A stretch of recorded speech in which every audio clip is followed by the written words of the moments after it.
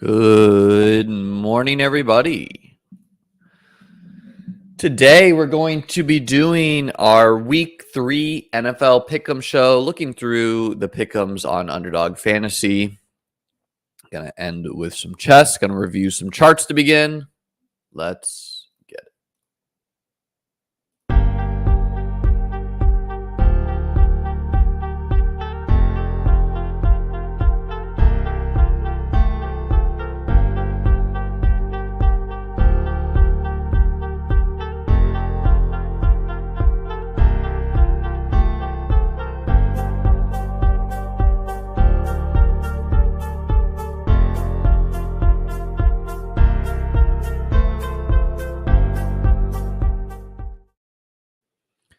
All right.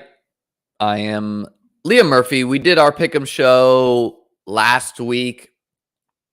Only did one pick 5 slip on the broadcast. Don't think it won, but ended up doing in total 10 $100 pick'ems. Whatever your unit is, $1 or $10. I think that's like a viable way of trying to approach this if you're going to go for pick 5s. Pick 5 pays 20x, so I hit on one of the 20x's, higher on Tutu Atwell, Puka Nacua, and Stafford passing and receiving yards, higher on CNC, lower on Tyler Higbee. Thought it was sharp to get ahead of both the Rams being good and Tyler Higbee not being a huge part of the offense, and then CMC being great. So hit on one for a profit of $1,000 or basically 10 units. Today, we're going to be looking through the lobby. We're going to be making a pick'em slip. Before I do that, though, yesterday I shared some charts of my Best Ball Mania 4 portfolio. And shout out Matthew Wood at Matthew D. Wood 82 on Twitter, a data scientist who hit me up and said, and I shared the data with. And so he charted the points scored of my teams. And since I dated all my teams, he was able to pull out whether they were a weekend or not. So let's quickly look at these graphs he has here. I believe the red slivers are the weekend ones. Not the best chart here. This one too. One of the later charts I like quite a bit. This chart's too complicated for me. This one too. All right, this is the one I like. So the weekend is the pink. The weekday is white, which you just can't see. Here's a gap where I just didn't draft. So I was in Vegas. And he says, there does seem to be some relationship between date drafted and score, with later drafts scoring higher. But date only accounts for around 7% of the variation in scores. As you can see, the R squared is 0.07. There's not a correlation between weekend, Saturday to Sunday, and week 2 score. Probably you'd need a few weeks of data to see a trend there. I could also extend my definition of weekend to include Friday. So, yeah, I mean, this is just trying to capture of like the mindset that more casual drafters are drafting on weekend. You know, the guy who drinks a couple beers, partied, whatever, and their softer competition. So it'll be easy. It will be interesting to chart this as we go. Thank you to Matthew for the work. I plan on keep on pulling my data each week for Best Ball Mania. So we'll see what cool charts we have cooked up to look at. Appreciate it, Boogie. My haircut was rough for a while. It's growing in. Show a chart on how many Jamar teams you have advancing.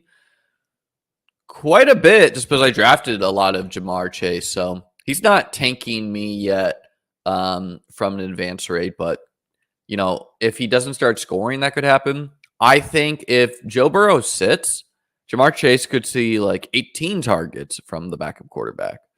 Needed 10 more yards from Gibbs to cash 10x last week. Let's get this one time. Let's get it, Eli. Yeah, I did a pick 'em last night. It was over on Kittle receiving. It was over on Jake Moody field goals. Both those hit. And it needed over Darius Slayton receiving yards, which was 34 and a half. He ended up getting 33. So tough break there. GM Gavin, GM Graphic 13. What's up, Smooth Criminal? What's up, FF Garage? All right, so let's dive into this. We're gonna try to pick a pick five slip here with only ones we are very confident will hit. So we made no pick'ems this week, so everything is wide open to us. A couple of things. If you're new to pick'ems, one, you can use my promo code at Cheslium for a $100 deposit match, maybe more. I don't know. Underdog seems to be even doing a higher deposit match for that. The link for that is in the YouTube below. If you're not already subscribed, please do that. If you're just catching this show, make sure you check out my Tuesday show for Best Ball Mania leaderboard show. And let's get into this here. So, James Cook touchdown. He had a baby this week. Yeah, so Underdog seems to have added let's see if we can find one here.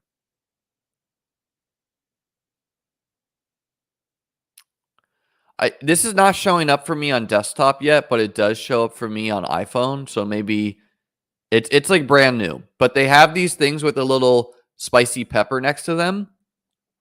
And they're basically like touchdown over-unders on like fringe players. So I made a touchdown over-under on, and I think if I go on my Discord, I can show you that. I made one on this one here. So it's James Cook higher than one rushing or receiving touchdown. It's kind of nice that he gets the either or. Higher on Addison rush or receiving touchdowns, and higher on Diggs rush and receiving touchdowns.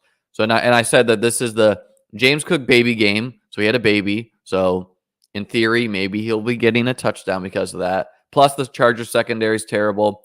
Plus the Bills will score a lot for Diggs. And it pays 14x. So you bet $10, it pays 14x that. Too hard to be doing math this morning. So if you have Android, I don't think it shows. Clearly, it's not showing on desktop. iOS, it does show. And you can get some like in crazy odd ones by doing that. Obviously, it's very hard to hit 3 touchdown props compared to rushing yards, receiving yards. So what we're going to do is we're going to just go through the lobby. We're going to commentate our thoughts. We'll come back. We'll fill in some slips unless there's some guys we feel real confident on. Okay, so no Josh Kelly here. He is an over contender for me, just seeing how the Vikings are playing defense, but he's not in here. Mike Williams and Keenan Allen are a lot closer than the public probably thinks. Mike Williams' data is a little bit worse because he took that hit in game 1. But other than that, it's been like very even. So like over on Mike Williams is tempting, but we'll keep on moving. Lower on Alexander Madison touchdowns is tempting. Just like anytime you get a bet against like Alexander Madison, Najee Harris, that's tempting. 101 receiving yards for Jefferson, crazy. 51.5 for Addison is pretty tempting. Like, yeah, he's done this on big catches, but you have to think, I mean, both these teams are 0-2, so you have to think that they're going to have to unleash him over Osborne here soon enough.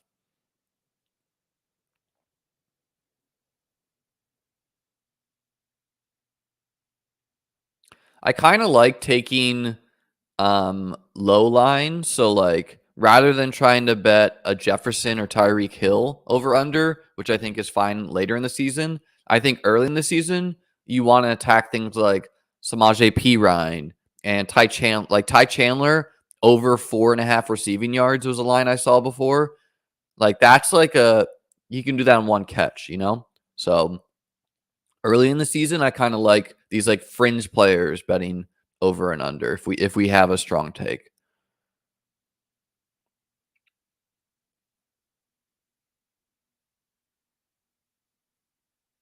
I mean, this Denver defense is like awful right now, so over on Tyreek is pretty tempting, especially since Waddle is concussed.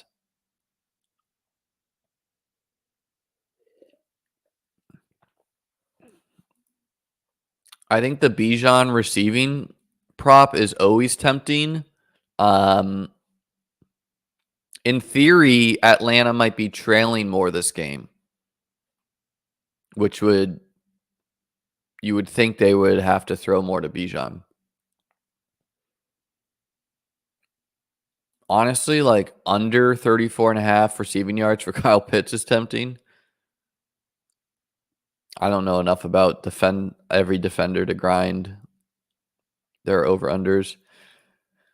268 passing yards for Goff against Atlanta's defense is honestly kind of high in a game that no David Montgomery and maybe Noah Monroe. I think he practiced yesterday. I don't think Gibbs is just going to get like Gibbs will probably be closer to like 60% playing time versus he was like 20%, then 40%, so 60% seems logical. And in theory, that bumps Goff's passing yards if he's dumping off to Gibbs versus runs. But I don't know, man. This Atlanta defense is just like pretty solid.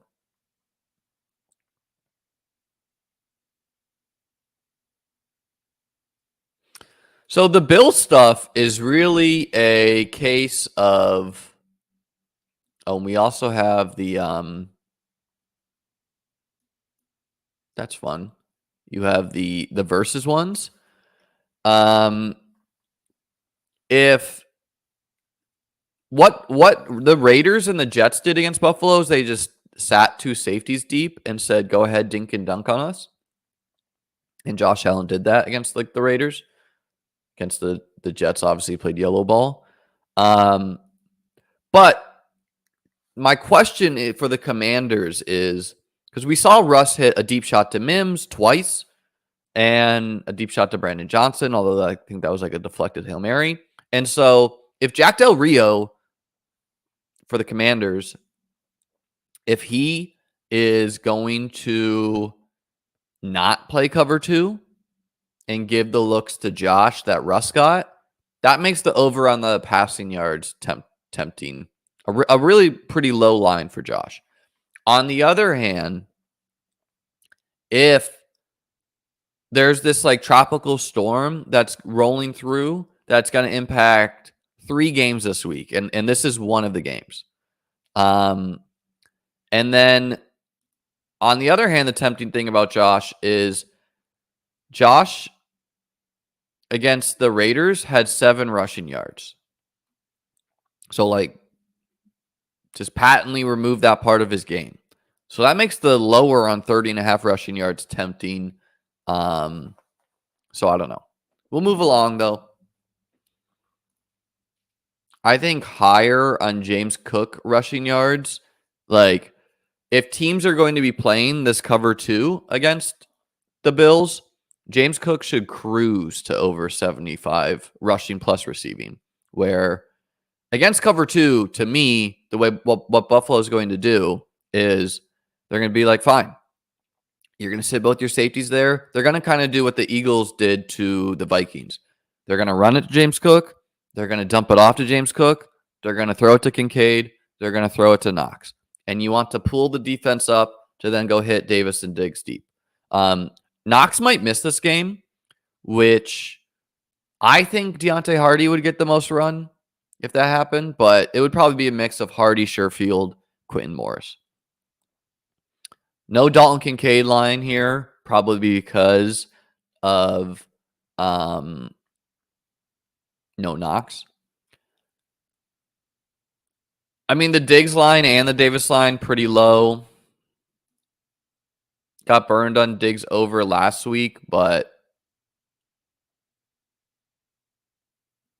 I don't know. Just seeing those Commanders corners get burned. And again, Diggs is competing for targets against Gabe Davis, James Cook, Dalton Kincaid, and now Deontay Hardy or Dawson Knox.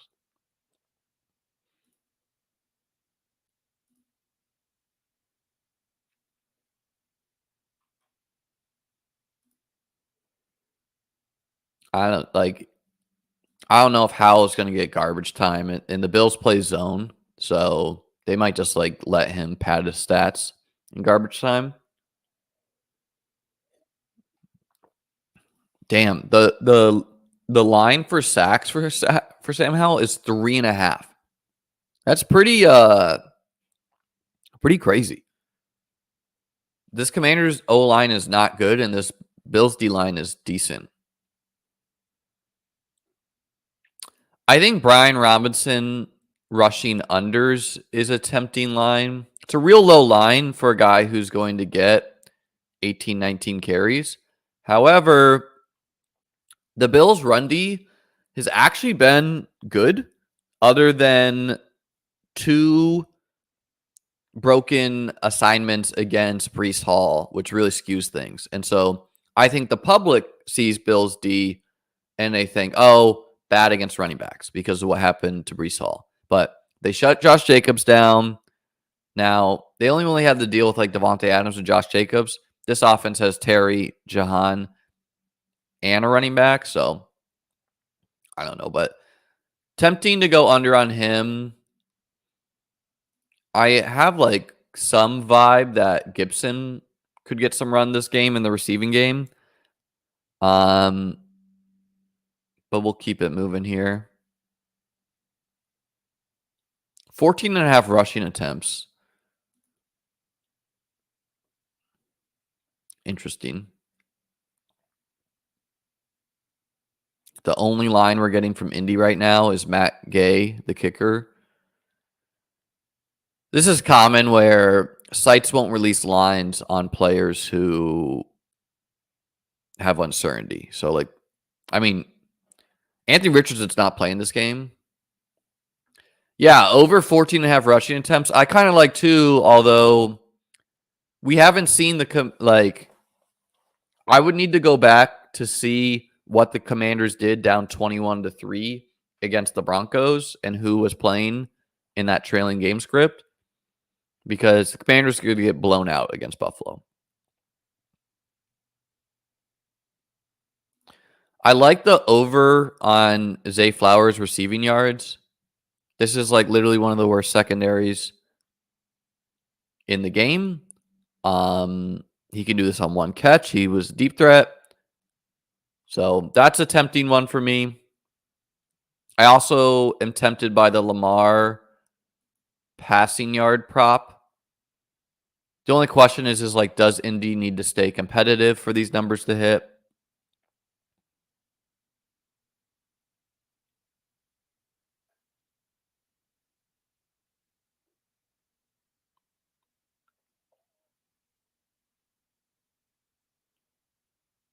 Juwan Johnson lower could be tempting.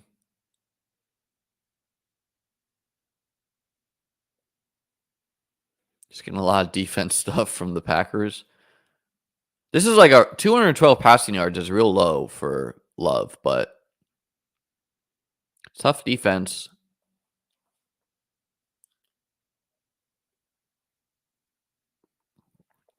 Might have to make a second coffee here. Yeah, guys, let me know what lines you like as we go here. CJ Stroud passing yards, 232. I mean, that's a pretty tempting line. You would have to assume that Houston's going to fall behind and get some garbage time. GM Preston.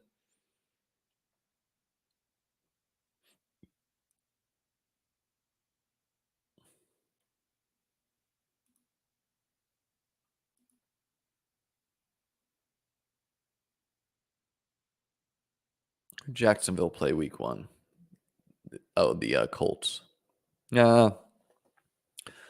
I'm tempted on the Schultz one, just trying to like get ahead that the offense is mostly Nico and Tank Dell. Oh, Olave yards line looks low. I don't know, man. Like, I don't know if I want to be tempting that Packers D. It like is low for his talent, but so the Jacksonville side is maybe a side we want to stack because, and I like Jacksonville quite a bit here. I like the ETN rushing yard over because Houston's defense has been awful against running backs. But 70 is like a pretty high line.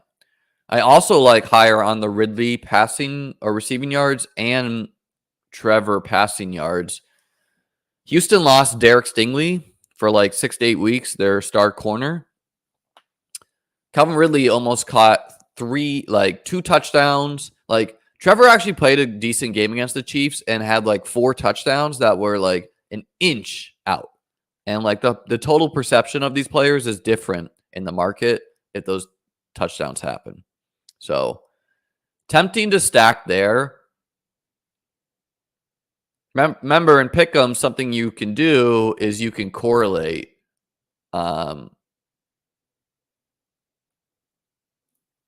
You can correlate like the higher Trevor, higher Calvin Ridley, which sportsbooks don't let you do.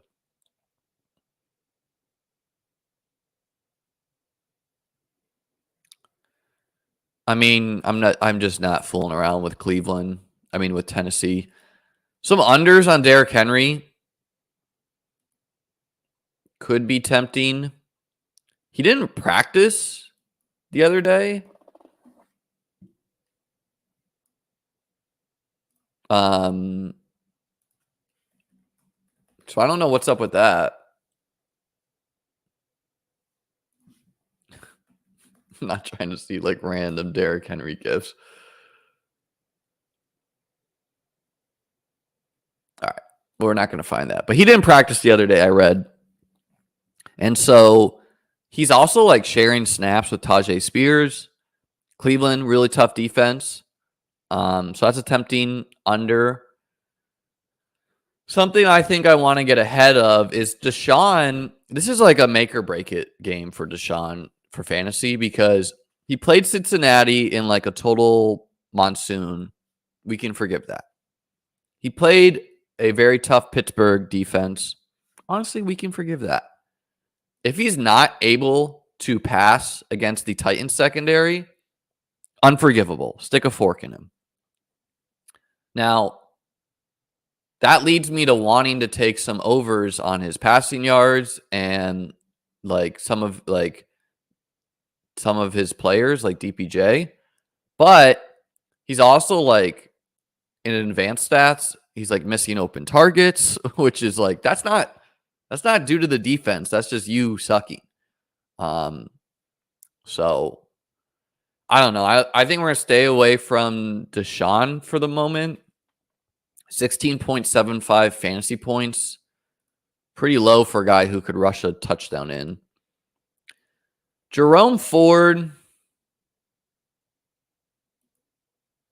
I don't know. Some real low numbers for a starting running back, even though it is the Titans' vaunted defense. DPJ over is, I think, how I'd want to play it. Because if we go into fantasy life here, shout out fantasy life, and we go into the game log, and we go to the Browns, and we go to wide receiver. DPJ is running a route on 86% of the routes. That's the good. The bad is his ADOT's not been great in week 2. I think that was the Steelers secondary. And his catchable targets is only like 33%. If it's not, it's like either DPJ or Goodwin should be destroying the Titans. Goodwin's ADOT, if they release the Goodwin over under, I would bet the over. He only is running a route on 7 and 8 plays versus DPJ's 28 and 42. But like 3 targets if we get that number up to like 5 against a team that against the pass against. So like DPJ over is, we're going to slot that in there.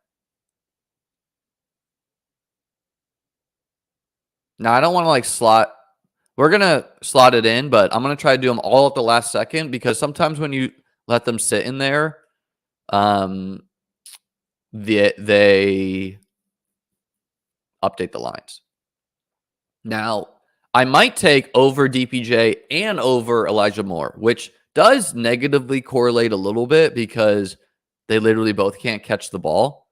I don't know, man. Like Elijah Moore running around 84%, targets of 6 and 8, decent ADOT, lots of air yards. So like he should be able to do that too. And so I kind of like just like, can I get 60 receiving yards from these two? But we'll come back. Shorting some Mac Jones stocks feels like it could be the move. Jets are more of a run funnel than a pass funnel.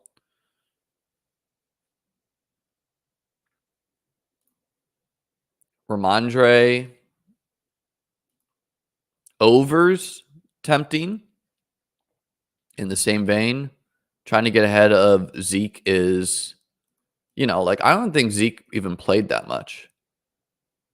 If we go to the Patriots and we go to running back, his snaps were down to 22. 21% of the rush attempts. He's running a route on 19%. Got 0 targets in that game.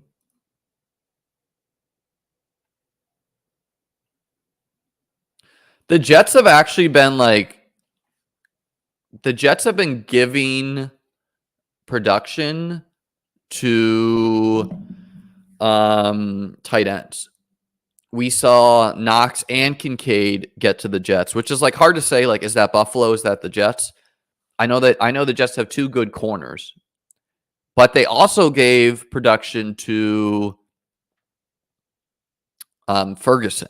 So, Hunter Henry, who is like the de facto lead receiving weapon, his over of 31.5 receiving yards, kind of tempting. Like, I think he's running hot, but that's a real low number.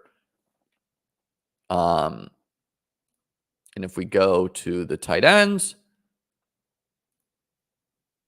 he's running a route like 91% of the time. So pretty solid. I think that's a tempting one. This is just like totally my guess, but I kind of want to take some Breece Hall overs because my take on the situation is the Jets. Like, if I was the coach of the Jets, I would have looked at that Cowboys game and been like, there's no way in hell we're winning this game. And so I'm not risking Breece Hall at all in that game. And we saw that he was on the field for 15 snaps, 4 rushing attempts only, 9 routes, 2 targets. So pretty terrible usage. However, Jets versus Patriots is a very winnable game for the Jets. And a huge game for them. Division game, AFC game. These all matter for tie breaks. So I don't know if Breece is going to get ramped up this early in the season. That's the cold water on it. But to me, this is the game where you go, fuck it. If we're going to win games this year, we need to give Breece 20 snaps, 25 snaps, get his rush attempts closer to that 10 number than the 4 number. And if he gets 10 rushing attempts, he should average 4.5 yards a rushing attempt because he's a breakaway runner. And we saw New England give up breakaway yards to Mostert too. Weather's supposed to be bad in New Jersey, New England. Yeah, let me see this. I think Warren Sharp tweeted it. Warren Sharp hurricane.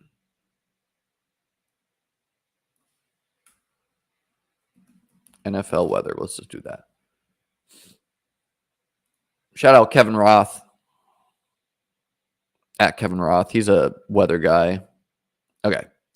A lot of questions about how the potential tropical system on the East Coast will impact the NFL. My initial thoughts are that while on Saturday, winds in the mid-Atlantic will gust over 40 miles per hour, but Sunday it's sustained around 15 with gusts to 25-ish. So like 15 to 25-ish is like not great weather, but it's not 40 miles per hour. Rain will be an issue in some games. In others, it's likely to be clear.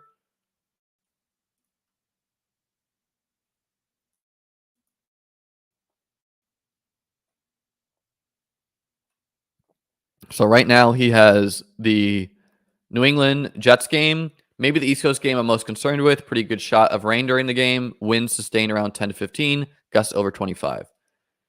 Indy, Baltimore, winds 10 to 15, gusts over 20. And like a quarterback like Josh Allen, 10 to 15, not a big deal. You can pass in that. A quarterback like Mac Jones, man, it's starting to get concerning. Sky showers, especially pregame, potentially clear and late. Showers likely, light wind, decent shot of a shower or storm. Buffalo, Washington. It's likely the bulk of the rain is clear by kickoff, though it's close enough that we'll need to see radar before kickoff to be sure. Wind sustained around 10 to 15, around 20 miles per hour. I wish they gave us some like Bills defense sack over-unders, which I guess they kind of did on the Sam Howell side. Is someone able to provide a link to Liam's Discord? Thank you. Yeah, I got you, Jesse Riddle. I usually put a link in the YouTube description below, but I didn't do it today. Here you go. Putting it in the YouTube comments for you. Guys, I'm going to get another cup of coffee, and then we'll come back here on the lines.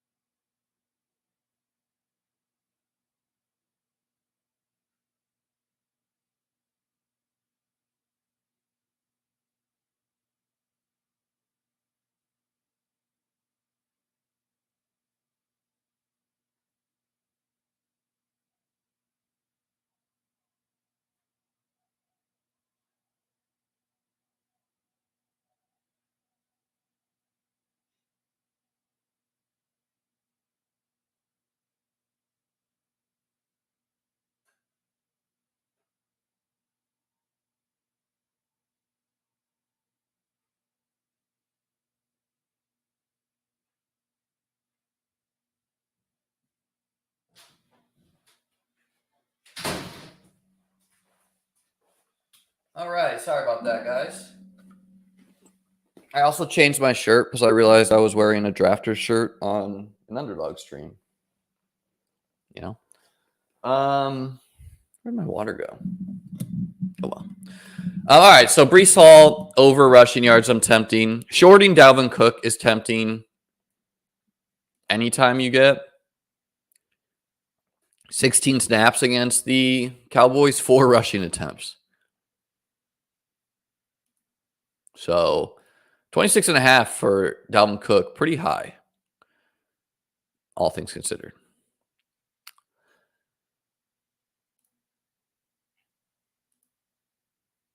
No, I'm not going to fool around with Jets receiving props. Although under on Randall Cobb receiving yards, pretty tempting there. Has target totals of 1 and 1. And if we go to the wide receivers, how many snaps is he even playing? He's running a route on 53% of pass plays. So mostly it's the Wilson and Lazard show. That makes a lower on a ancillary piece tempting, but he could do that one broken play.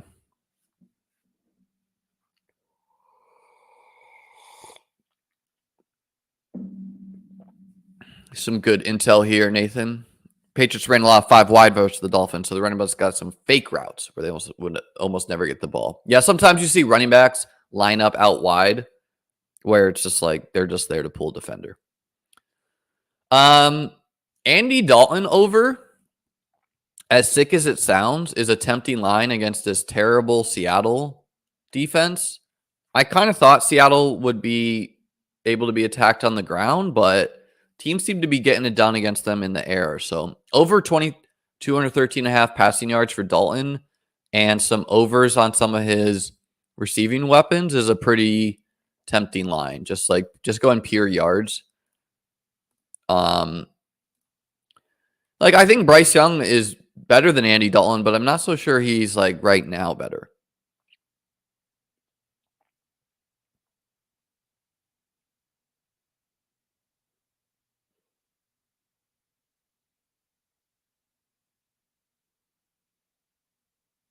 I just grayed out. Let's keep going here.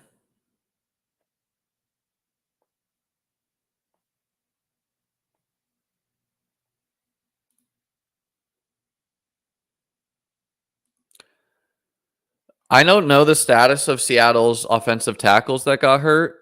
But if they're out, taking the under on Ken Walker's rushing line is tempting. Carolina's defense, perfectly legit. Who didn't practice today for...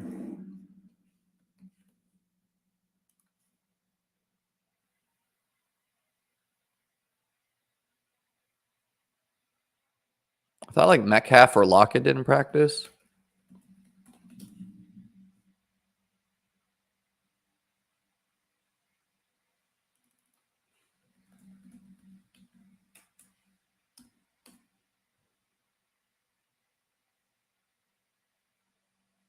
Yeah, I think Metcalf didn't practice, which honestly makes JSN overs pretty tempting.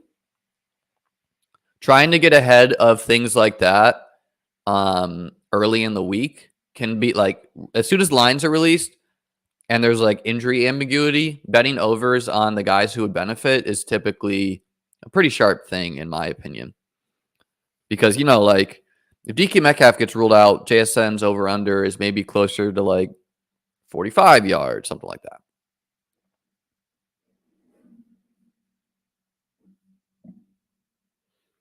The Roschon Johnson receiving yards is tempting. I mean, he's drawing live to be the number 1 back there at any point. Let's check out the Bears snap counts. I hit his over line last week too. It was 5.5 receiving yards. So Roschon getting in there 43% of the snaps, running a route 36% of the plays. A respectable target per route run of 15%. 13 routes. 13 to 17. You would have to think they're trailing against the Chiefs. You got Roschon receiving at 8 yards last night. Yeah, it's getting juiced up. I want to see how much the Bears were losing by. So they lost by 18 against the Packers, and they lost by 10 against the Bucks. And I don't know when these games got out of hand, because for them to be losing by that much, Roschon still didn't get that much work. Neither did Khalil Herbert. If he's only going to get 2 targets, it's kind of hard to go over on 11.5 receiving yards. But we'll keep it in mind. We'll keep moving. I don't even know if Darnell Mooney's going to play.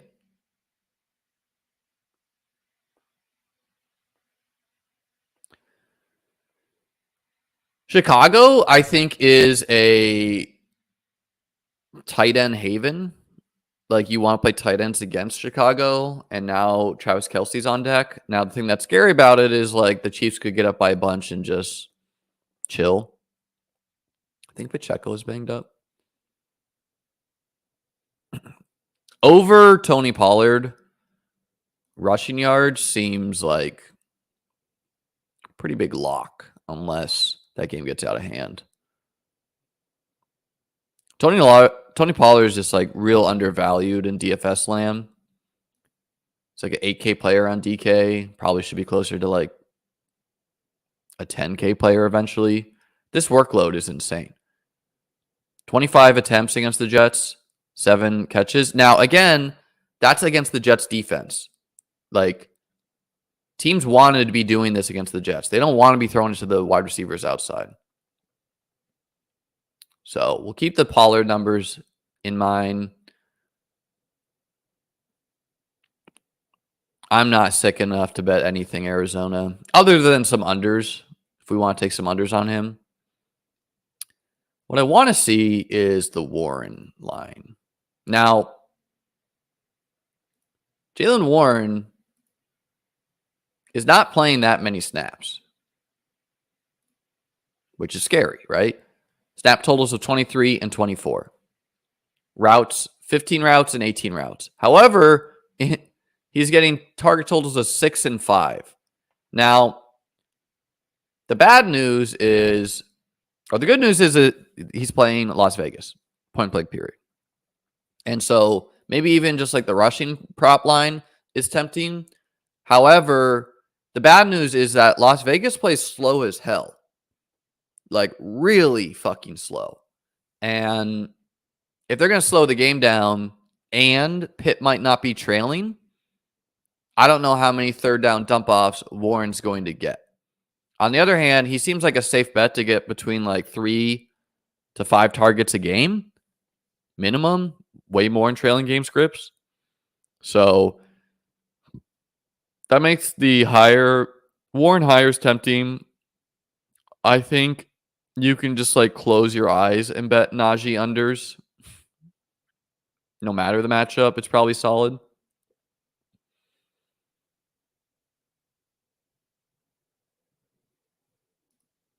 Man, was really hoping we'd get some lower Las Vegas lines with how disappointing Jacobs has been, but I can't fool around with that. I am believing the squeaky wheel of AJ Brown gets the Bucks on deck here. Devonta Smith's banged up too. So like, again, I said we want to attack fringe lines, but his over on receiving yards is pretty tempting against a Bucks secondary who they should be able to beat.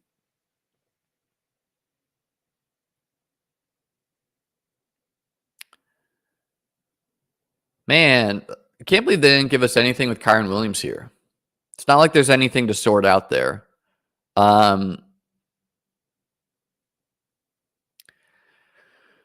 But again, I think the over on Tutu, the over on Puka, the under on Tyler Higbee is in play. The under on Van Jefferson too, but he can kind of do it on like one play. Tyler Higbee would need to be doing it on a bunch of plays. Tutu can do this on a couple catches. Like the offense to me right now just seems to be Tutu, Puka, and Kyren. Cincinnati might not play. Oh, whoa. We get an under on a Mixon touchdown prop. That is like pretty nice. Where you need a player who I just don't think is like good enough to score a touchdown, which even like good players don't score touchdowns. So we'll leave that in there for now. It's a little bit scary because it could be no Joe Burrow if they move the ball. He's going to get a goal line touchdown, so. But we'll keep the Joe Mixon in there. And let's fill this in with some other lines we liked. Philadelphia is like a haven for opposing tight ends.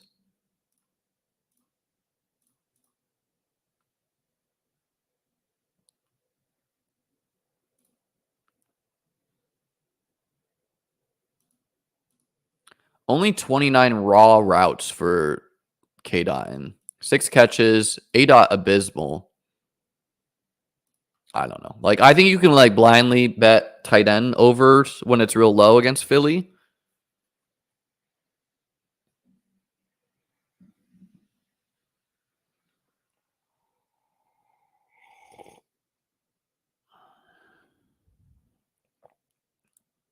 So let's get this pick 5 in here before we move on.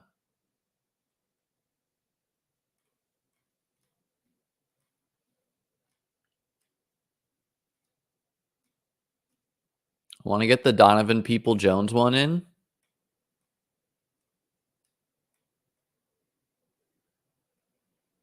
Just a really low number for a starting receiver against Tennessee's secondary and team.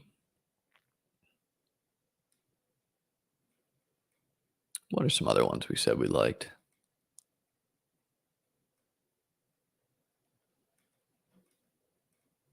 Just letting the props wash over me right now.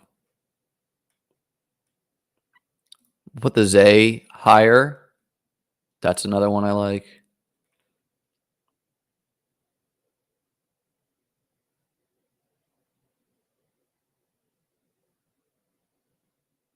The Gabe one's tempting. So is the Diggs one. Like 69.5 for Stephon Diggs is pretty fucking low against a team they should be able to pass against.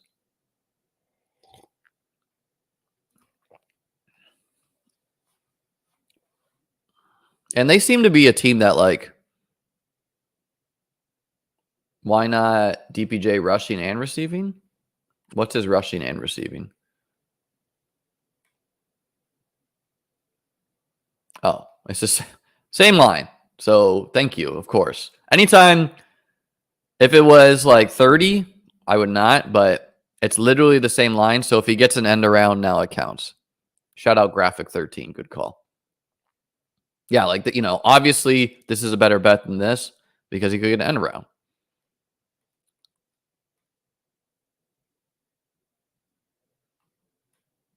Let's remove Joe Mixon for now.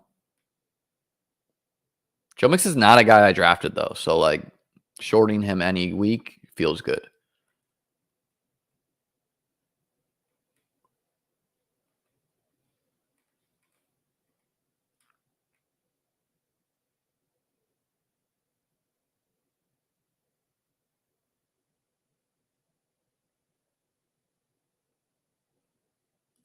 Stephon Diggs does not really get rush attempts. He gets like a very rare end around.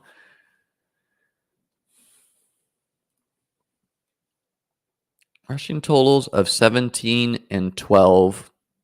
Let's throw him around 15.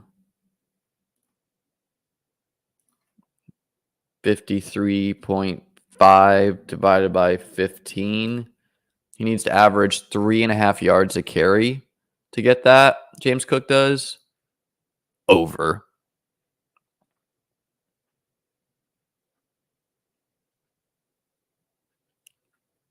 The only bummer is going to be if he gets like 5 dump offs and not enough rushing attempts, and if the Bills blow him out and they pull James Cook. Yeah, let's get Pollard in there.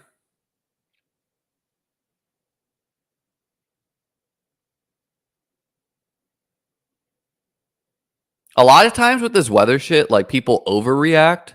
Like, maybe Hunter Henry's line would be like 50 without the weather concerns. You know what I mean?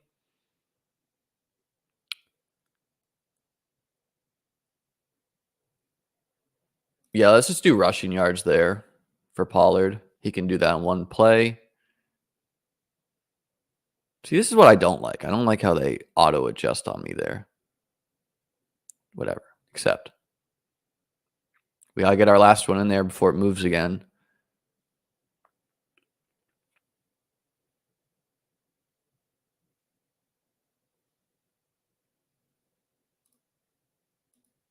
Boom. All right, guys. This is our pick 5 of the week. We got Zay Flowers over 48.5. We got Donovan Peoples-Jones over 27.5 rushing plus receiving. We got James Cook higher than 53.5 rushing yards. We got Tony Pollard higher than 70.5 rushing yards. And Jaylen Warren higher than 15.5 receiving yards. Bet whatever unit you want on that. If you want to tail with me, gonna put this in the Pick'em show. These lines might adjust, guys. So if you're betting this later, if you're watching this later, adjust to that. I mentioned some other players for you to consider too. You know, like I don't think the Donovan Peoples-Jones lot, it's not comfortable taking over on DPJ, but if he gets a couple catches, it's tempting. Ooh, the Najee one went up, which makes it again tempting. So yeah, I like our pick 5. Hopefully we win. I did it for $100. Do it for $1. Do it for 5. The other thing you want to make sure you do is I mentioned the what's it called? The spicy things. You want to I believe this week it is Tyreek. Yeah. If you bet Tyreek, 10 people who I believe 10 people are going to get 10K who bet Tyreek. So I just threw in a random $1 slip here. You can see here's my touchdown one, which we'll see on that. I mean, it's pretty. These are like not great odds to be betting the touchdown ones, but it is fun to turn. Like you do throw like $10 to make a lot of money on it. And this is the main slip of the show right now. I might make some other pick 5s closer to kickoff. I'll put those in the Discord if I do. And with that, I think we're going to end the pick'em segment. I'm going to refill my water and then going to play some chess because I played terrible chess yesterday and I'm back to play better chess today.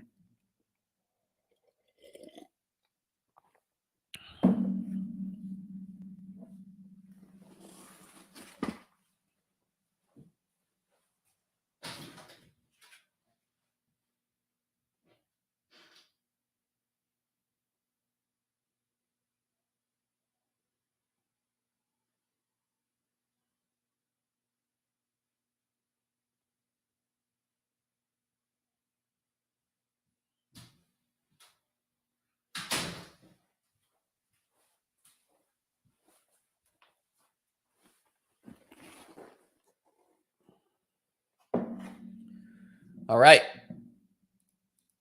We'll jump into chess.com. You guys can ask any fantasy questions while I play chess, if you have them. I might end with some. I always got to do this 2-factor authentication. I might end with some daily drafts.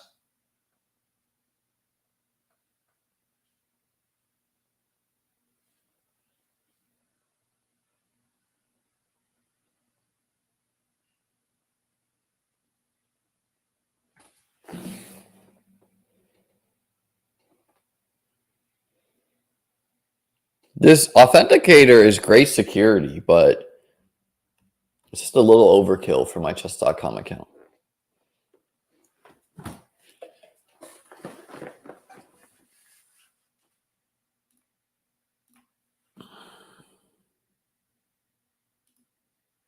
All right. We're going to start with some 5-minute chess. This is chess playing Andres from Brazil. Good luck. Start off with a nice and boring Caro-Kann.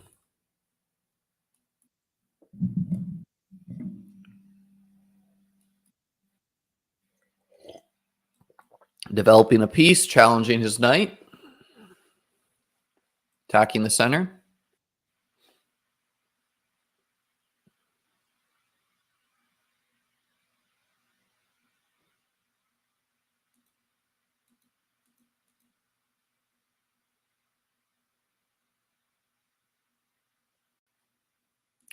Probably a bad move, but the idea is I want to kick this knight to drop my bishop in here, and right now his knight's stopping me from doing that. And if he plays this move, well, now my bishop can live here because I want to get in this move to allow this bishop to get in the game. If I play this move, this bishop's like pretty lame. How do I feel about Gino and Watson this week? I think both are definitely playable.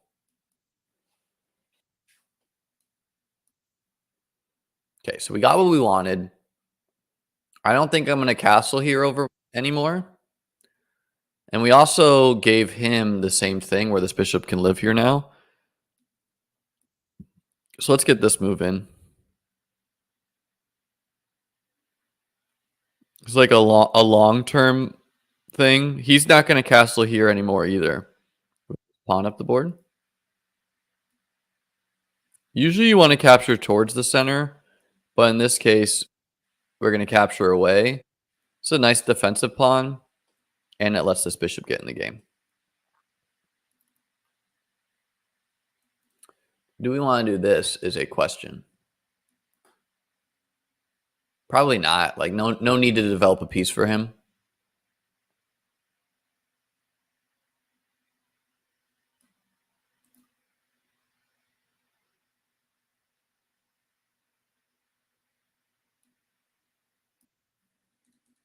This knight is either going to come here or here. Okay, now we take here.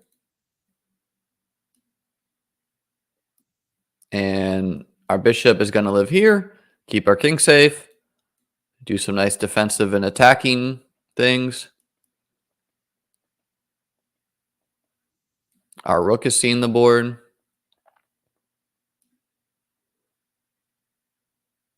This is developing with tempo, and I wanted to force this move. This opens up my bishop seeing his king. Just kind of like a weakening move for him. I'm tempted to, like, I got to calculate queen a5. Queen a5, you take me, I take here. Or queen a5, you take me, I take with my knight. I might just be checkmating him. And, like, he's going to get some checks on my king this way, but king d7. All right, so I got to calculate this. Queen a5. Pawn takes.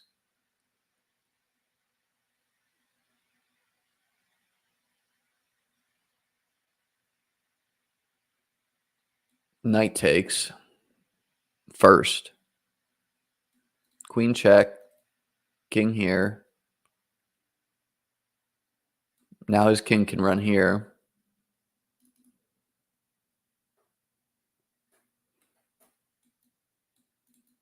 Threatening checkmate. Let's go for it, guys. I gamble a little bit in chess.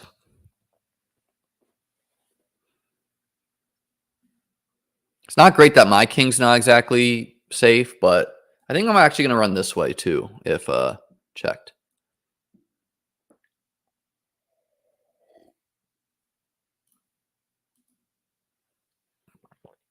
Favorite game that's not highly owned this week?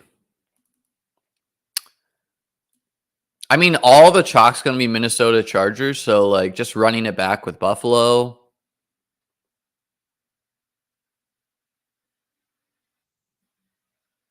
Okay.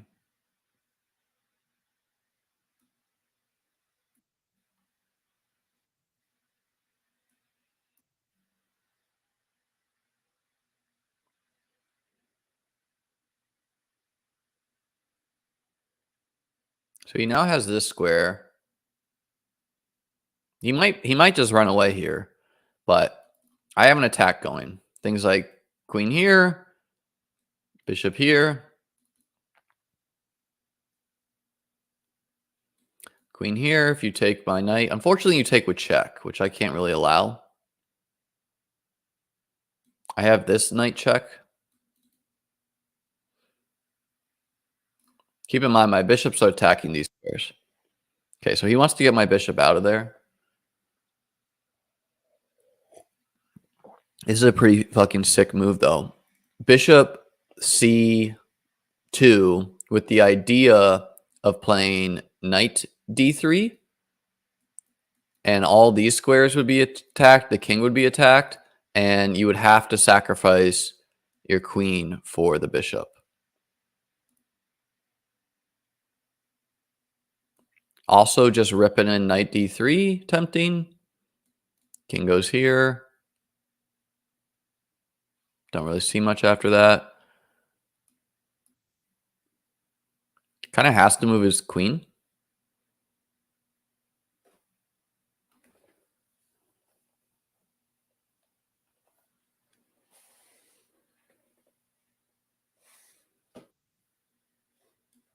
Ah, so he's stopping me like this. I'm annoyed I moved my king on the same diagonal as this knight.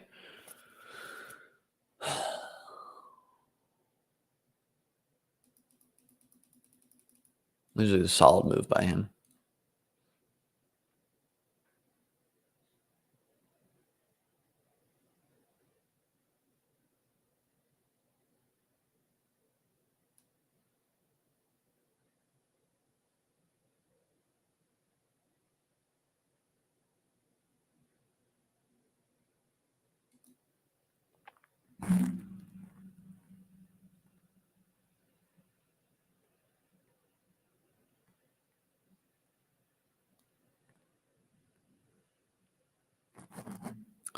Playing way too slow. I don't really have a great response to this.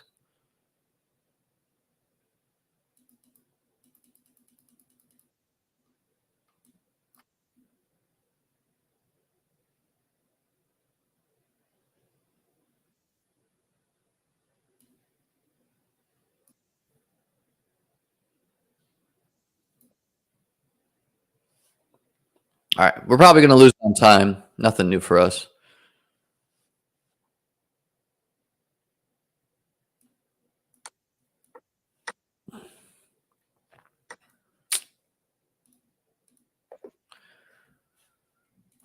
Well, you gamble in chess, oftentimes you lose, but I am interested to see if the computer thought I had.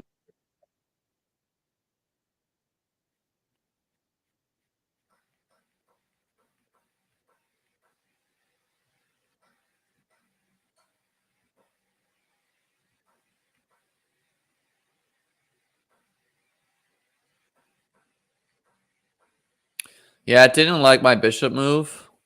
What did it want me to do here? No, it can't be that move.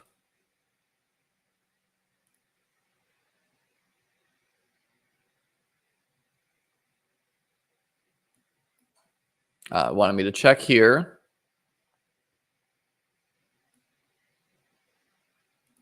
No, it does that to miss. How do I see the analysis?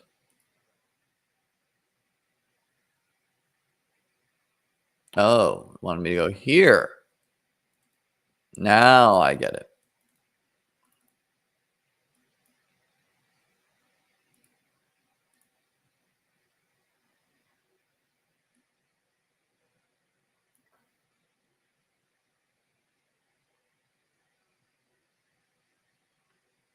All right, well, interesting one.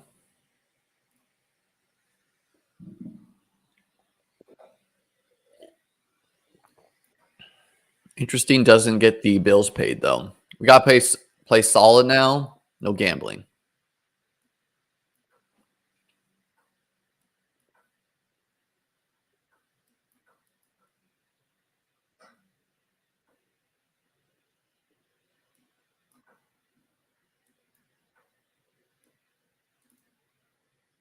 This is a real weakening move by him. I think we'll keep the pin. We're already a lot better here. Can't block my queen from seeing this pawn. Simply going to castle, put our rook here, and take advantage of the fact that my opponent is developing slowly. And if he's going to castle queenside, which looks like he's going to need to, we're going to... We have like a ready-made attack here already. He can have this pawn if he would like it.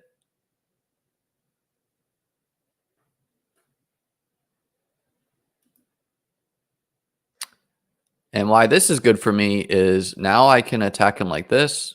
Obviously, his bishop's attacking here right now. But, and if not, I could have just thrusted the pawn forward. So it's going to be a little bit harder on me now. I got to prove the sacrifice.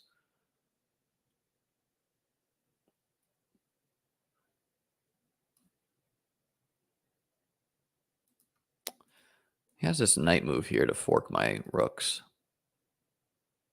Annoying. Maybe a little lazy by me. Could have been calculated a little bit better before just thrusting the intuitive attack. So now I need to do this primarily to stop them from going here.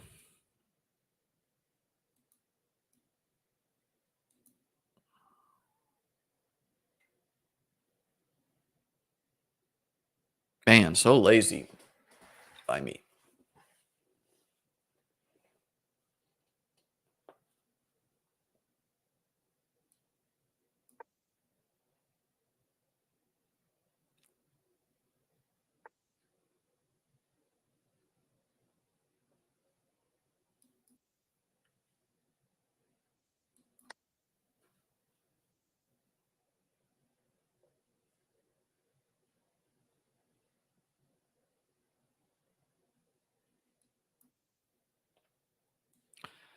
I needed to get this bishop out of here.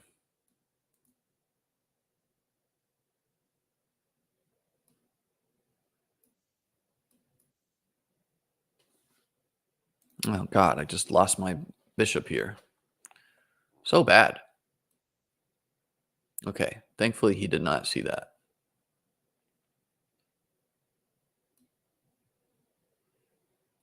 Now this is actually defensively a little bit better for me, I think.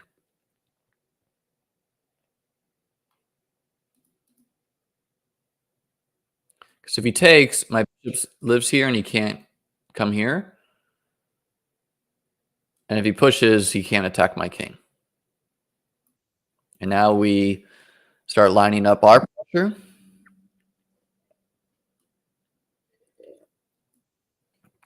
Our bishop can go right back. He does not have an attack on us yet.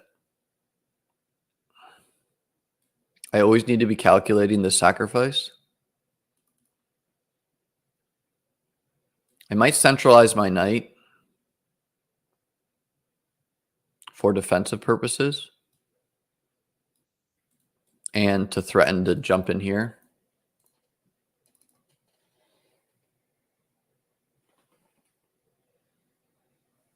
Do I keep in touch with any of the kids you were teaching?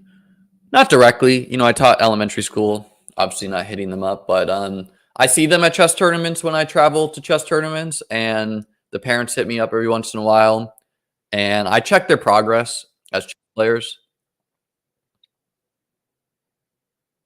Okay, so this is free, but 1, 2, 3 is something I need to calculate. So basically, bishop takes knight, bishop takes me check. If I take, he takes me check. Bishop takes knight, bishop takes me check. I simply move. Bishop takes knight, bishop takes, check, knight takes, queen takes, and I hide on h1.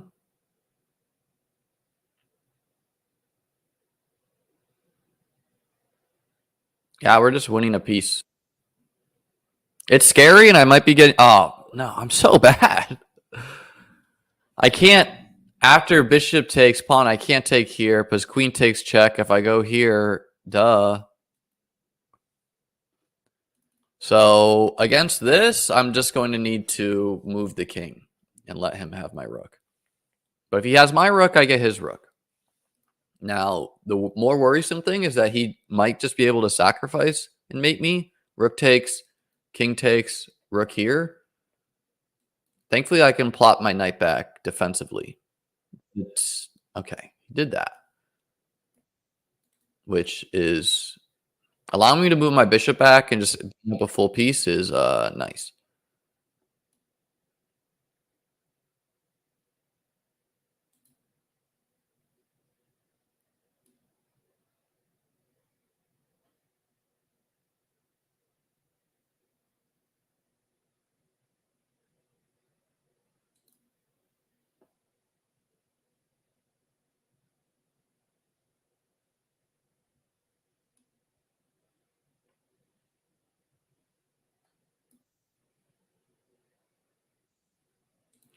I don't know what what my plan was against this move.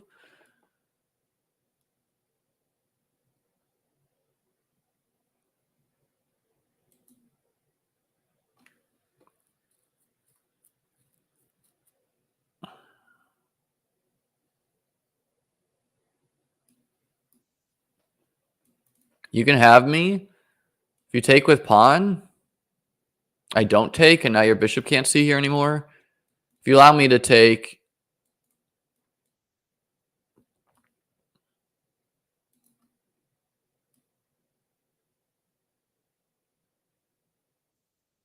this is holdable. I'm going to be winning. I just need to um,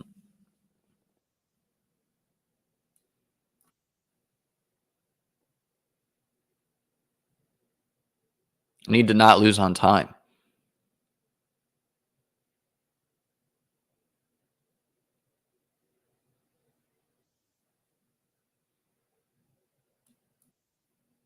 That was a bad fucking move by me.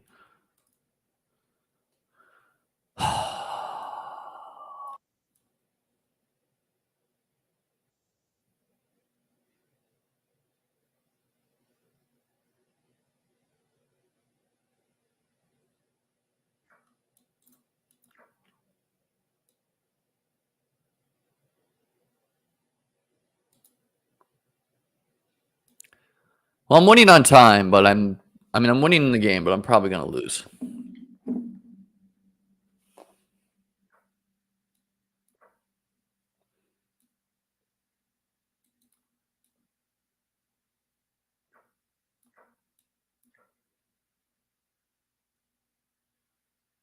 Unless we can clutch out a checkmate.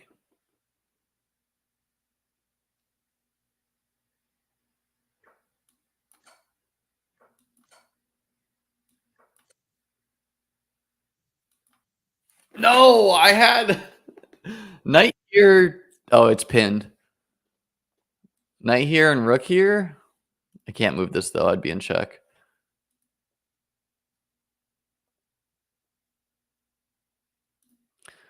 Played a good game there. All right. Is our chance for revenge against Matko of Slovakia, a high-rated opponent. Good posture, good chess. We gotta get some wins, guys.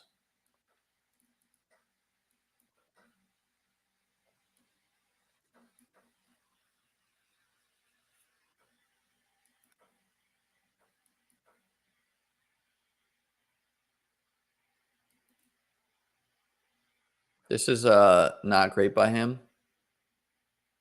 1, 2, 3. 1, 2, 3, 4. Let's just rip it.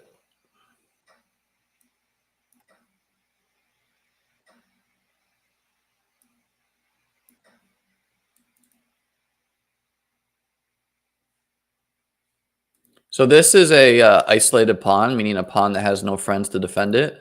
And it's a weakness in the endgame if you trade off pieces, but it can be strength in the short term. You can see it's keeping this knight out of here for now. He's just piling up on it. He's also attacking this.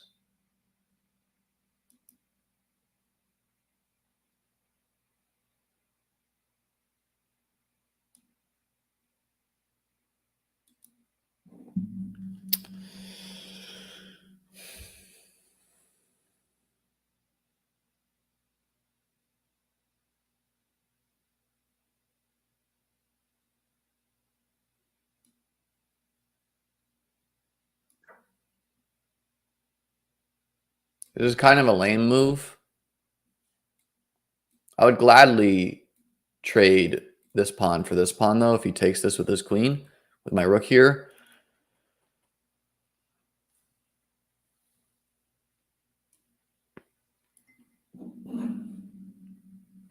Hope you guys are learning some chess, either things not to do.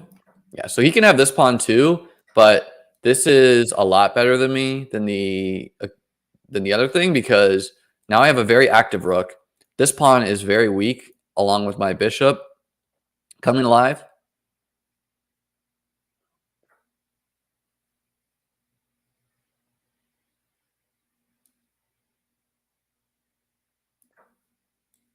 So now we're already attacking this.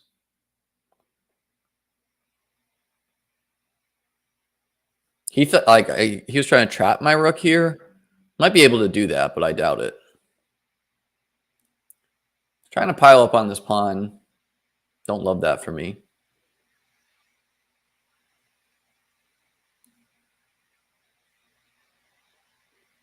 Let's just take our pawn for now. I don't want this knight to be able to jump in here.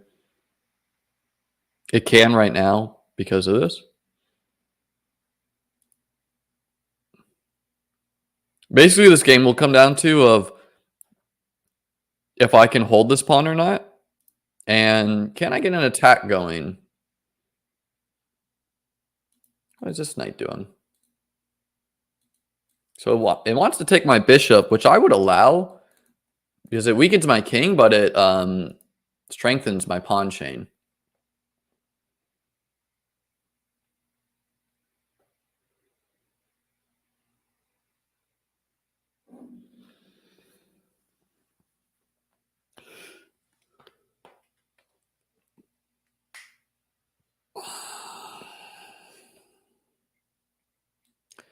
Getting this queen out of here might be prudent.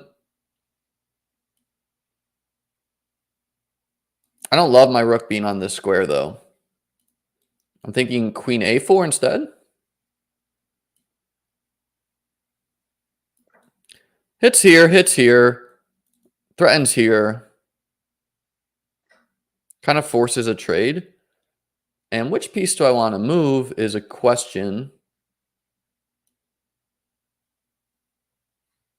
We'll go with the bishop for now. And so now our plan is to target this weakness. So he gets a pawn for it. But I get one too.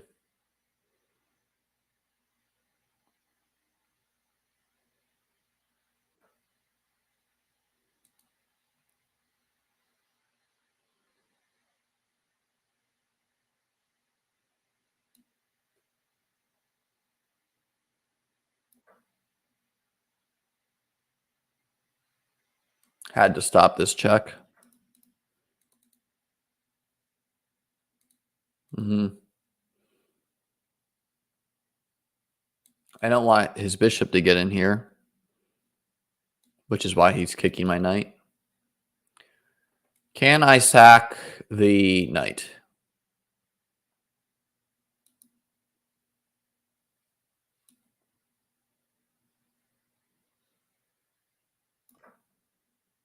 We're going to try to defend it strangely. We got to improve our bishop.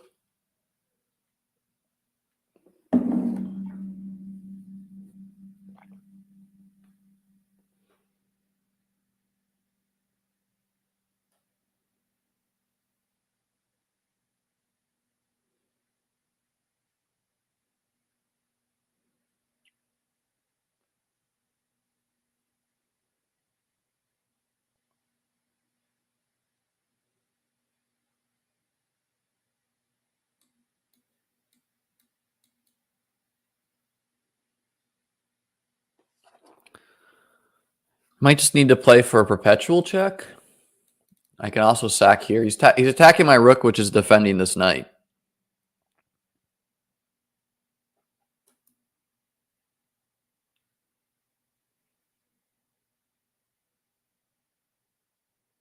Something like rook takes, pawn takes, knight here. Threatening to jump in here. I don't think that's enough. We're going to go with this.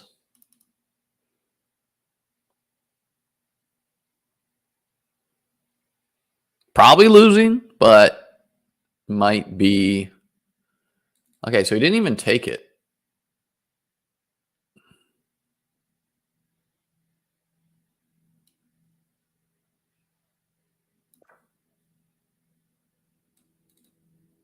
Some threats of our own.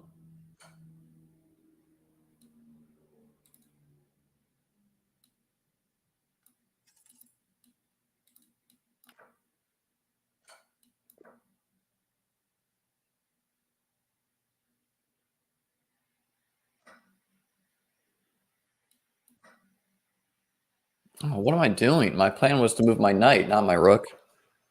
So poor by me.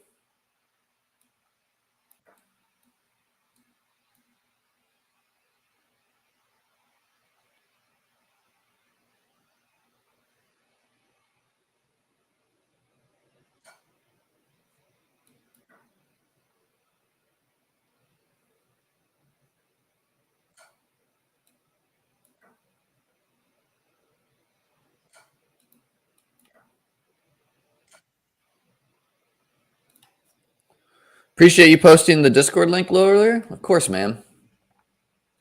How else are you gonna watch lose your chess games? So I'm already losing here, but this makes it a little bit interesting.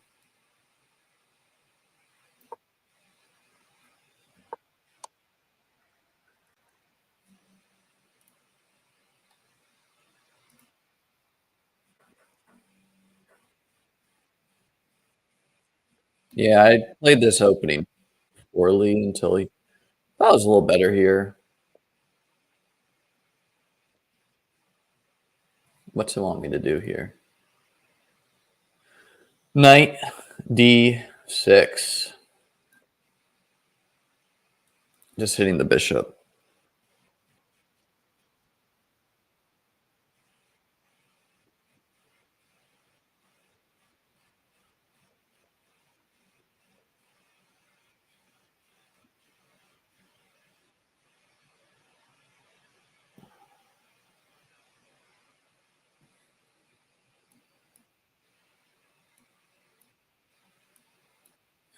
And see that ability to just force a trade. All right, you know what they say. When you can't get wins at 5-0, start playing 3-0 and just play fast.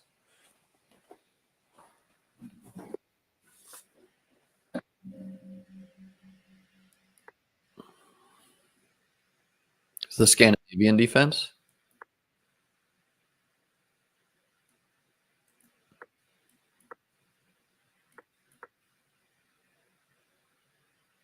Supposed to capture the pawn, so he's already a little worse.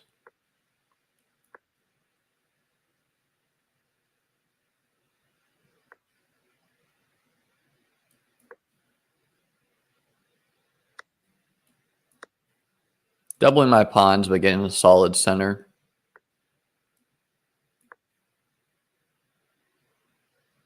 Forcing the question of what you want to do here.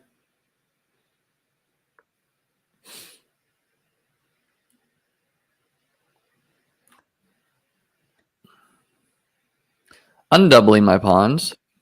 Defending here. Defending my bishop. Him trading for that bishop was not good because that was my worst piece due to my pawns being on dark squares. Anytime whatever color your center pawns are on, that's your bad bishop. So his light squared bishop would be bad, and my dark squared bishop was bad. So now the question is, do I castle here or do I castle here? And we're going to castle here. I think it's ironically, it's safer over here because he could just start throwing these pawns at my king. He wants to get this square in. I could stop that, but that makes major dark square weaknesses. So instead, we're going to just defend this with our knight.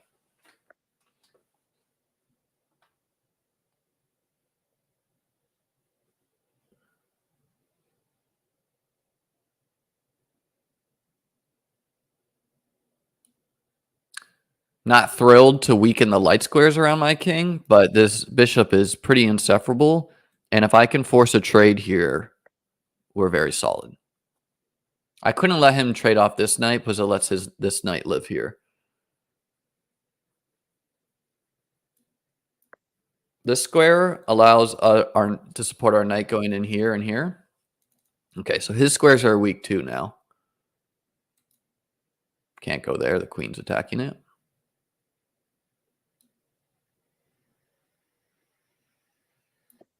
We're just going to double our rooks.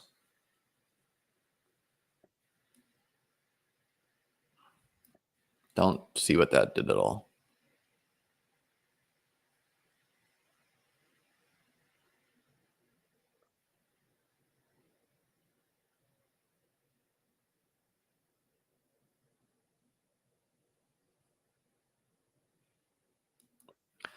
I'm moving too slow.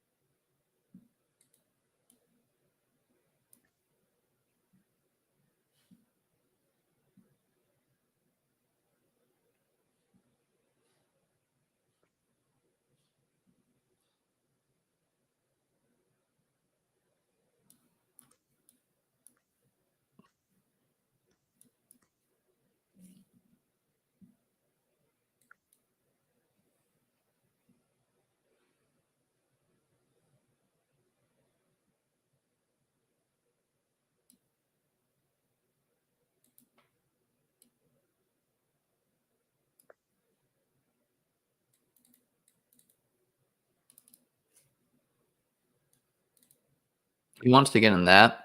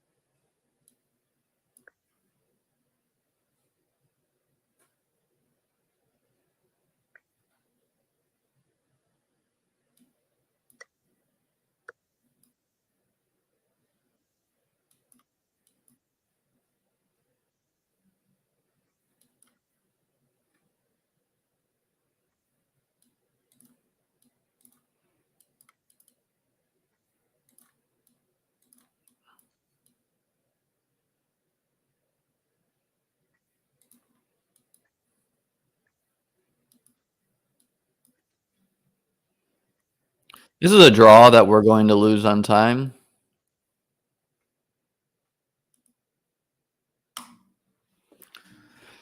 God. Literally might lose like 100 rating points. All right. We're going to center our chessboard, move our chat over here. Not that it's been active. Hopefully our pick'em wins because this has not been it. Orthmain from Morocco.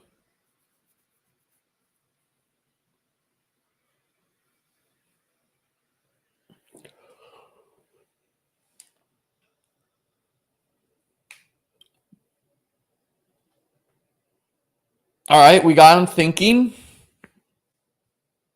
Lord knows we need it.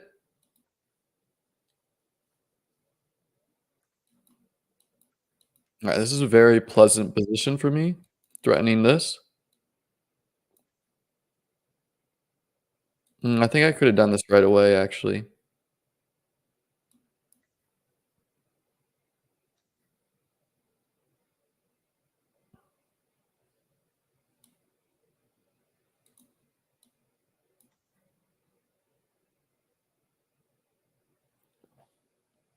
His problem is he can't defend this. Like, this rook's overloaded. It's defending this and this. Queen takes, pawn takes with check. Unfortunate. So let's do this. If bishop takes, and the queen cannot take. And now my rook is defending here. All right, we got to win, guys. Let's just keep the good times. Keep them rolling. Let's do e5. E5 requires a lot more technical knowledge, which frankly, like, it's been so long since I've done this. Roy Lopez, I forget exactly what I'm supposed to be doing.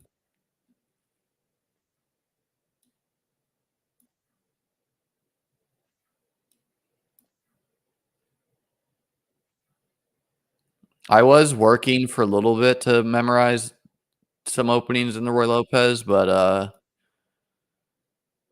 yeah, it's been a while.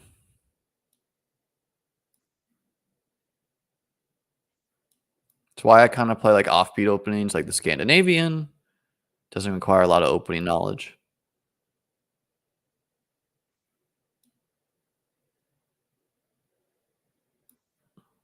Our basic plan here is to expand.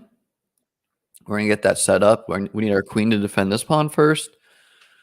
Might as well get our rooks involved in the game.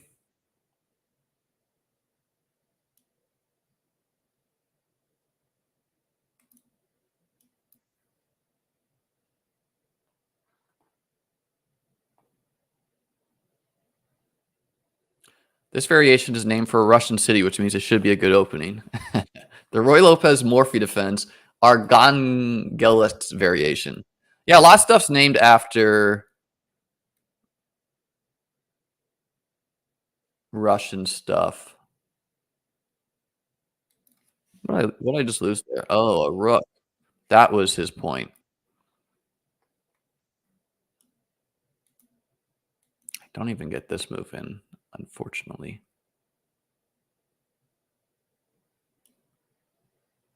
Okay, down but not out.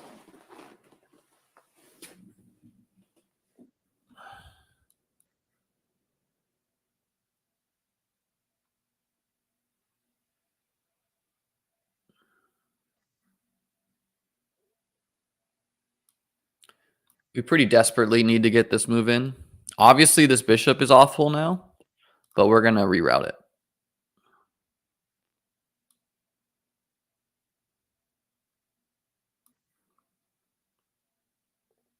So we're down what you call the exchange. Anytime you lose a rook for a knight or bishop, that is the exchange.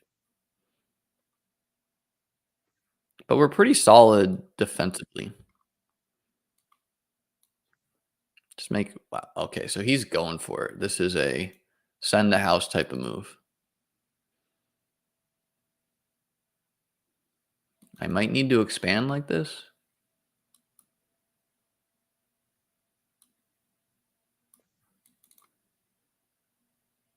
This bishop keeps the rook out quite essentially.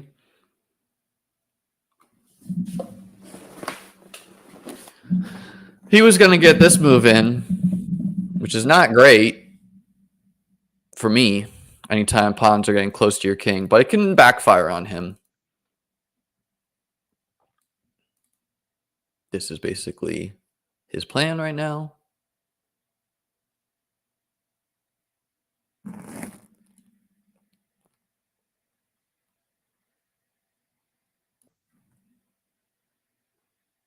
A scary move to make, but an essential one.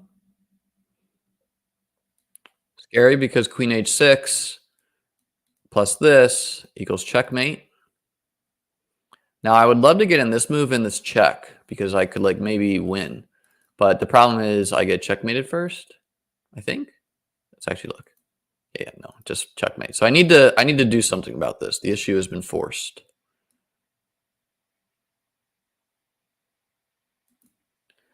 This takes, knight takes, threatens checkmate 2.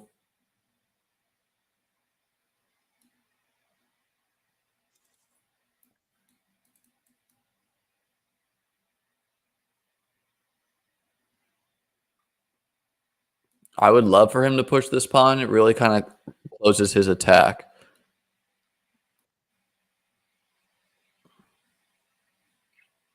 Okay, now our queen's defending. And we still have an idea of an attack in our future where our pieces can come to life. Now this would fork the queen and king.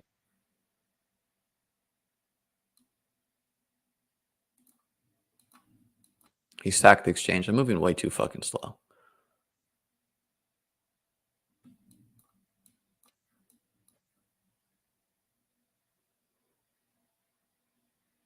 I think my position's actually better now, but we're probably going to lose on time.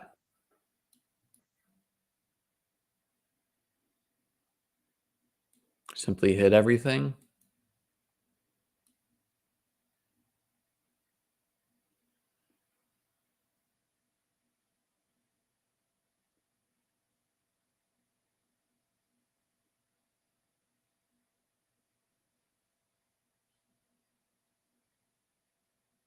We can maybe win on time now. If you play, we're going to hit him with this move just to fuck with him.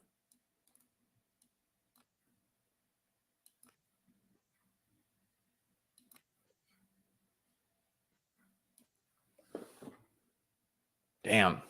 0 seconds to 0.9. I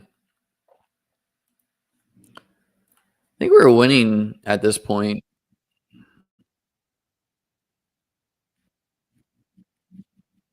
Not here. We're getting our ass kicked.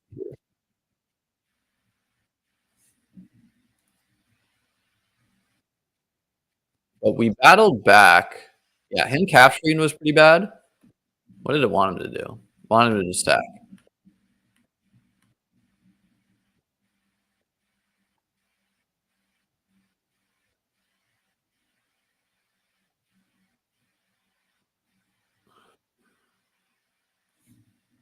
Yeah, I just wanted me to do this. All right. I think we'll end on one more W here if we could even get it. Play this move.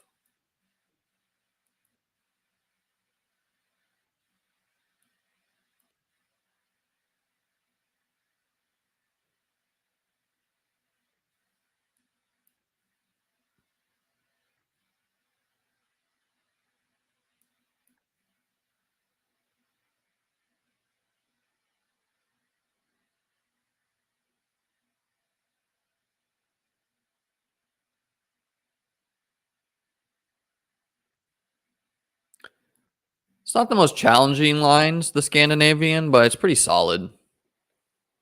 Against stronger players, you can get in some trouble, but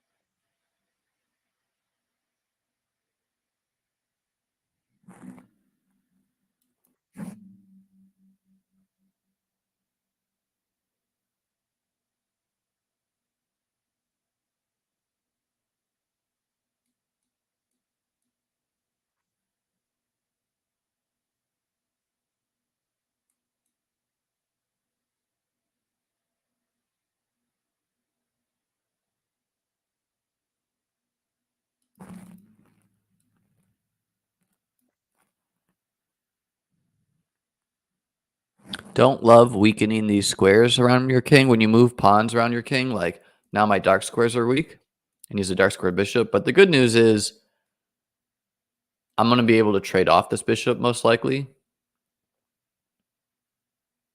Like right now, bishop b3 I think is his best move because he needs to defend this pawn, which I'm double attacking, and he needs to keep his bishop safe.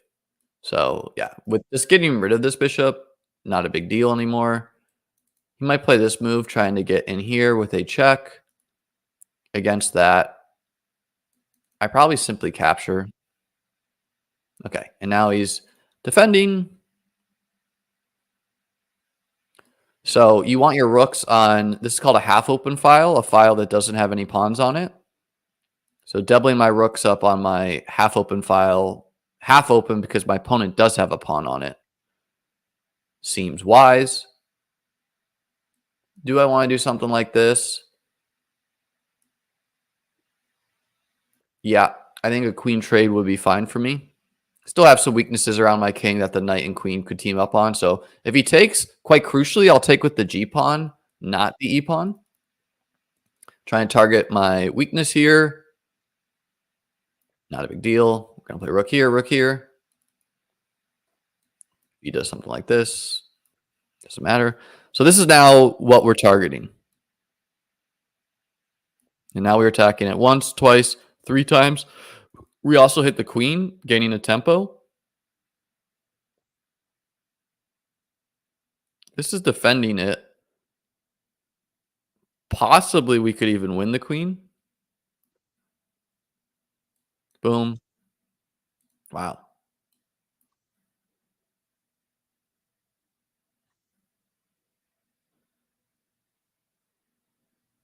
Oh, okay. Didn't see that.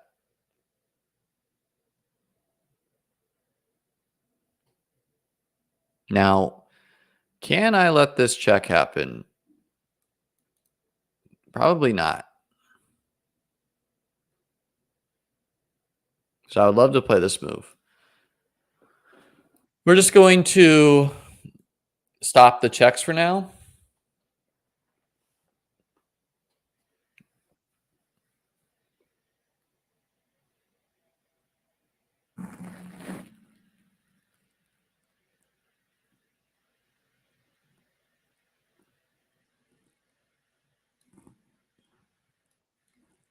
Defend our rook. We need to be careful because he's threatening to get in this.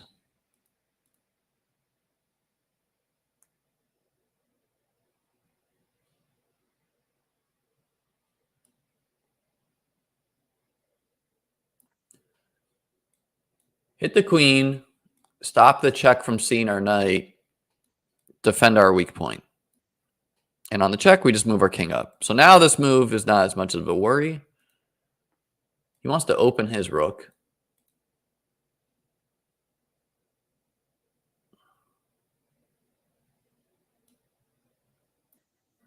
Which I can live with.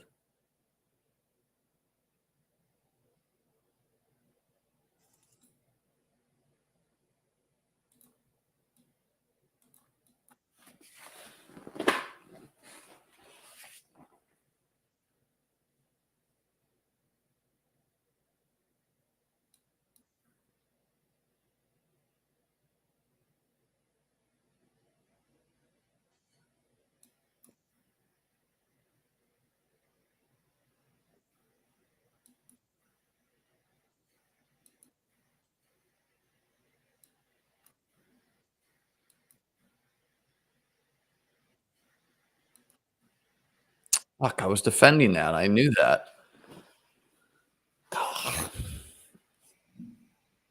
So this is a classic blitz thing where low on time, you just make a bad move to take advantage of your opponent's low time. All right. Last game, 5-minute. We're woken up now. We'll try not to fall far behind on the clock. I think 5 minutes my favorite variation. We're playing Abhishek Jain, 65 from India. Good luck, man.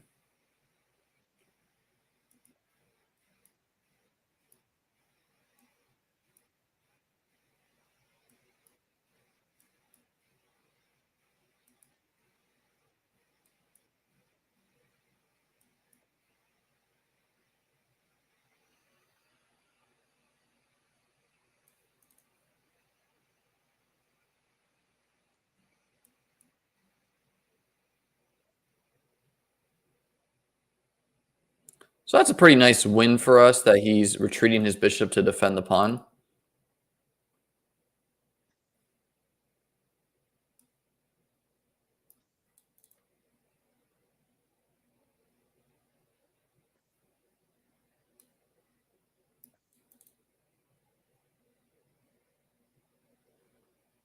Just winning a pawn by force.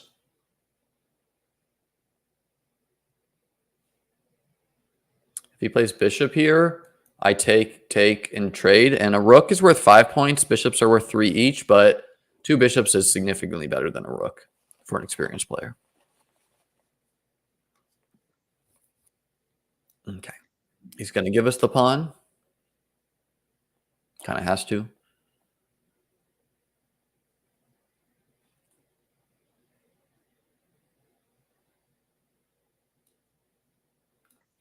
This is just to defend this pawn.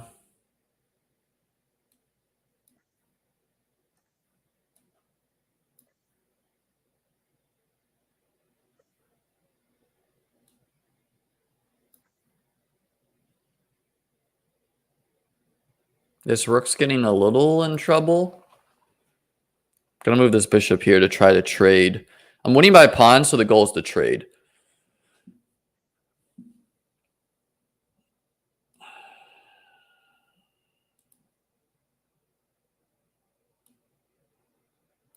I don't want to trade and give him the open file.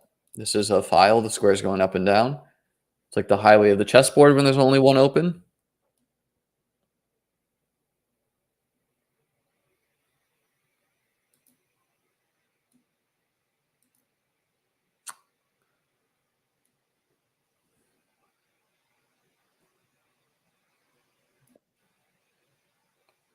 I had to be worried about this bishop going here. That's why I went back somewhere quite lame.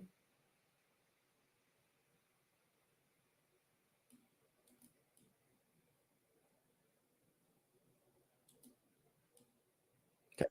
Let's get this pawn here to stop ideas of this.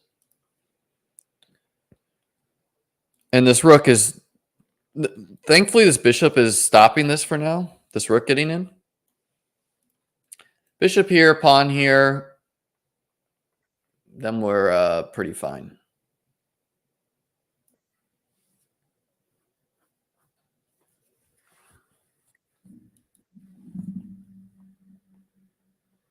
And our rook is a little bit no man's zone, but I think we can shuffle between these two for now.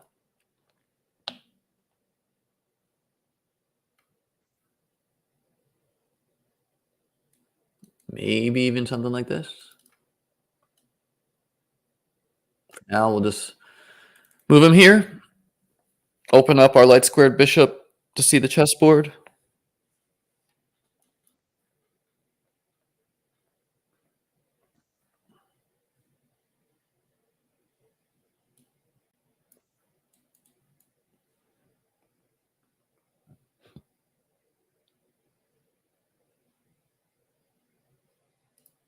Thanks, Joseph.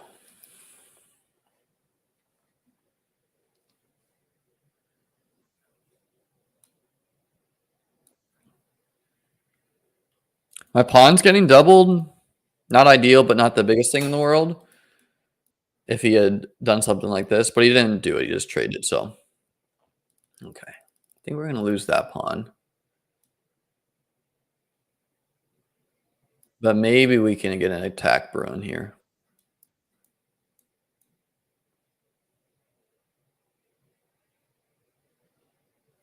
Cannot do this move.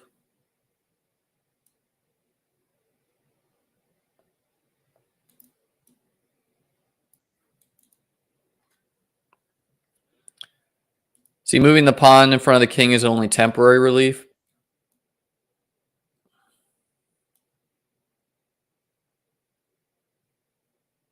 This pawn is very weak compared to mine. And how we take advantage of that is first, we'll tickle this pawn. Then we're going to come here and here to get this guy. He's going to get this guy if he wants. But if we compare our pawns, this guy is going to be a major problem if this guy goes, because there's nothing stopping him. And if all that's left is these pawns on the chessboard, that's just winning for me, usually. Okay, yeah, so he just defended, which he kind of has to. So, like, throwing this pawn at the chessboard is tempting. Yeah, I don't see what he does against this move. Cannot take. This bishop's out of bounds. Cannot move anywhere. I have like so many winning ideas. One of the funnier winning ideas is marching this king here and then playing rook here, and it wins this bishop. So he's now giving up this pawn, which he has to, and he's going to have to deal with this guy marching up the board. He's going to have to deal with losing this pawn right now. His whole castle is just falling apart.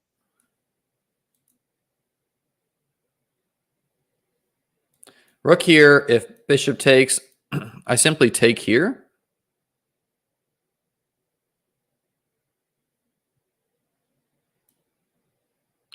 Might as well get this pawn first. It's all winning for me.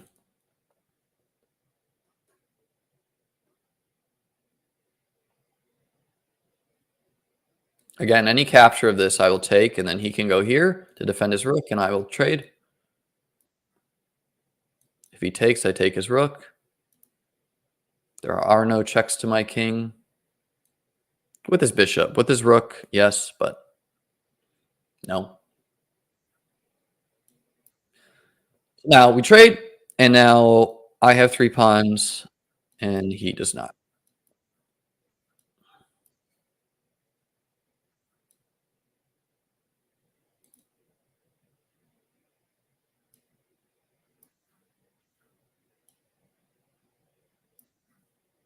Tried to get tricky with me. Not this time, mister.